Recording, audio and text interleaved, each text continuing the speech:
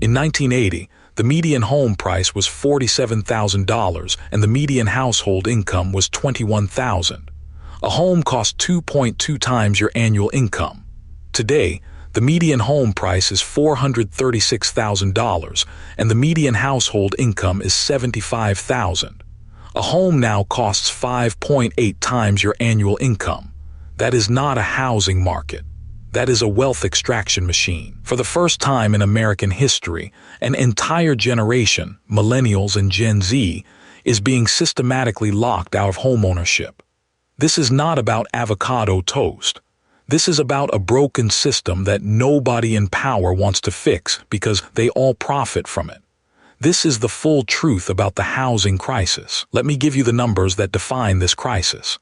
In 2026, the national median home price is $436,000. In cities like San Francisco, it is over 1.3 million. Austin hit 520,000. Even traditionally affordable cities like Boise and Nashville have doubled in 5 years.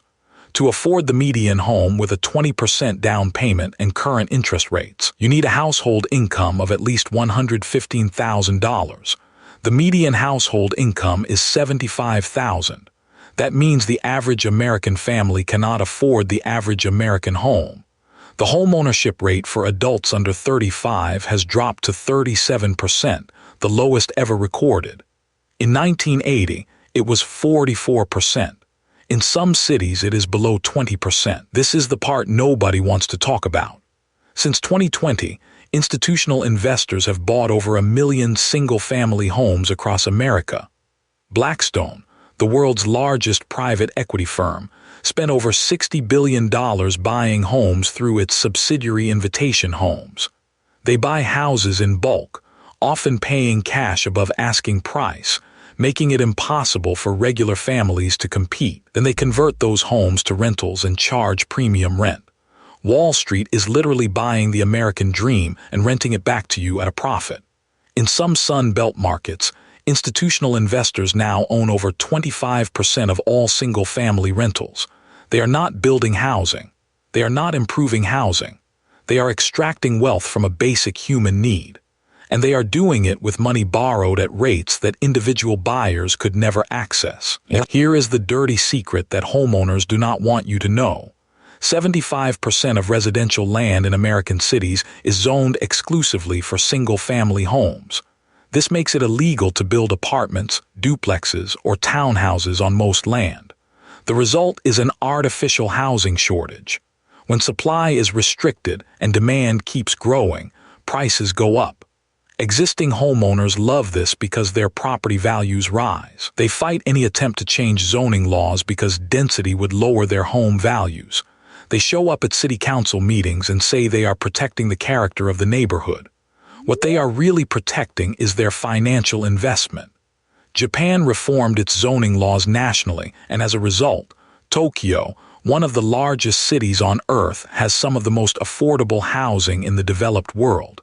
It is not impossible. It is a choice. Interest rates have made the crisis even worse. In 2021, you could get a mortgage at 3%. Today rates are hovering around 7%. On a $400,000 home, that is the difference between a $1,700 monthly payment and a $2,600 payment. That is $900 more per month for the exact same house. But here is the trap. People who locked in low rates during 2020 and 2021 refused to sell because they would lose their 3% rate. This has created what economists call the lock-in effect. Existing inventory has plummeted because nobody wants to trade a 3% mortgage for a 7% mortgage. There are fewer homes for sale today than at any point in the last 40 years. Prices should be falling because of high rates. Instead, they keep rising because there is literally nothing to buy. If you cannot buy, you rent. And rent is just as brutal. The national median rent hit $2,100 per month in 2025, up over 30% from 2019. In major cities, it is far worse. New York, $3,700. San Francisco, $3,200. Miami, $2,800.